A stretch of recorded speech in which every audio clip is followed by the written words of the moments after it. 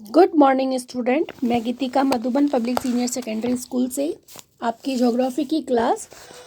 आज अपन next topic महासागरीय धाराओं में ही पढ़ रहे थे अपन, और इसी का ही नेक्स्ट भाग जो है वो पढ़ेंगे अपन, महासागरीय धाराओं के प्रकार।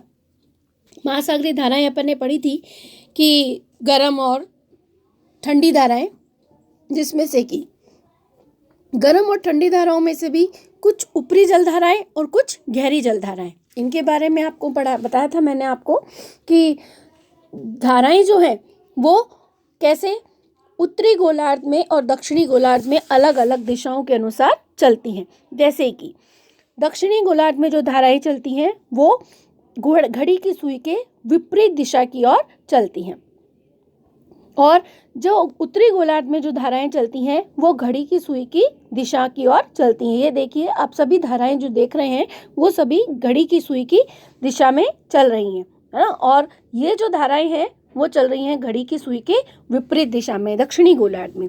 तो ये दो प्रकार की धाराएं मुख्य मानी जाती हैं। इनकी गहराई के आधार पर ऊपरी जलधारा और सतही जलधारा दो भागों में इसको बांटा हुआ है। गहरी जलधारा जो है उसको भी ऊपरी जलधारा, महासागर का जो भाग है वो 10% भाग ऊपरी जलधारा के रूप में माना जाता है, और 400% की जो गहराई है वो मीटर की जो गहराई है वो इसमें उपस्थित मानी जाती है। गहरी जलधारा जो कि महासागर का 90% भाग, 10% भाग ऊपरी जलधारा, 90% भाग गहरी जलधारा के रूप में होता है। उच्च अक्षांशीय में क्षेत्रों में जहाँ तापमान कम होने के कारण घनत्व भी अधिक होता है, वहीं गहरी जलधारा बहती है। जहाँ पर टेम्परेचर कम होता है वहाँ पर गहरी जलधारा बहती है, क्योंकि यहाँ पर अत्यधिक घनत्व के कारण यहाँ पर पानी जो है वो नीचे की ओर बैठता जाता है, और तापमान के आधार पर गर्म व ठंडी जलधाराओं में वर्गीकृत किया जा सकता है। अब गर्म जलधारा गर्म क्षेत्रों में महाद्वीपीय के पश्चिमी तट पर बहती हैं। गर्म जलधाराएं जो हैं वो कहाँ पर बहेंगी? ऊपरी भूमध्य सागर के विषुवत रेखा के भाग में गर्म जलधारा बहती है, जो भी दोनों गोलार्धों के निम्न व मध्य अक्षांशीय क्षेत्रों में। अब निम्न और मध्य अक्षांशीय क्षेत्र जो कि 30 डिग्री तक माने जाते हैं, जहाँ पर की गर्म जलधारा बहती है। उत्तरी गोलार्ध के उच्च अक्षांशीय क्षेत्रों पे जो अक्षांश ऊंचे हैं, जो अक्षांश के भाग लगभग 60 से लेकर है 30 से 60 के भाग में जो है वो ठंडी जलधारा बहती है। गर्म जलधारा ठंडे क्षेत्रों की ओर पहुंचाती है और महाद्वीपों के पूर्वी तटों की ओर बहती है। ये भी दोनों गोलार्धों में बहने वाली हैं। उत्तरी गोलार्ध में जो जलधाराएं हैं वो अक्षांशीय क्षेत्रों के महाद्वीपों के पश्चिमी तटों की ओर चलती हैं।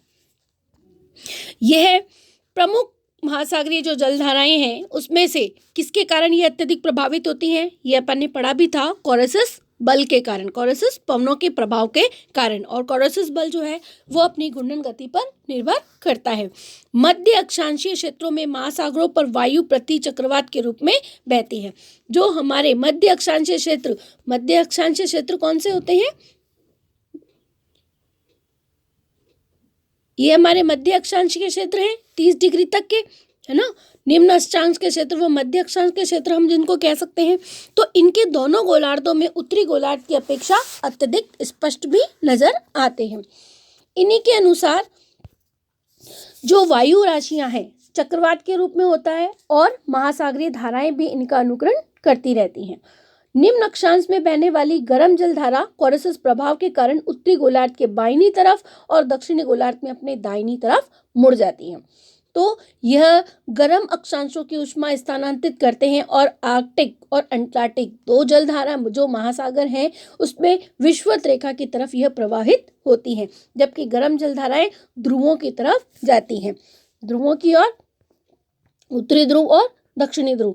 गर्म जलधाराएं ध्रुवों की ओर जाती हुई क्यों नजर आती हैं? क्योंकि हमेशा ये प्रभाव देखा गया है कि इनका जो भाव है वो गति जो प्रदान करता है वो गर्म जलधाराएं जो कि उच्च अक्षांशों की ओर प्रभावित होने के लिए रहती हैं।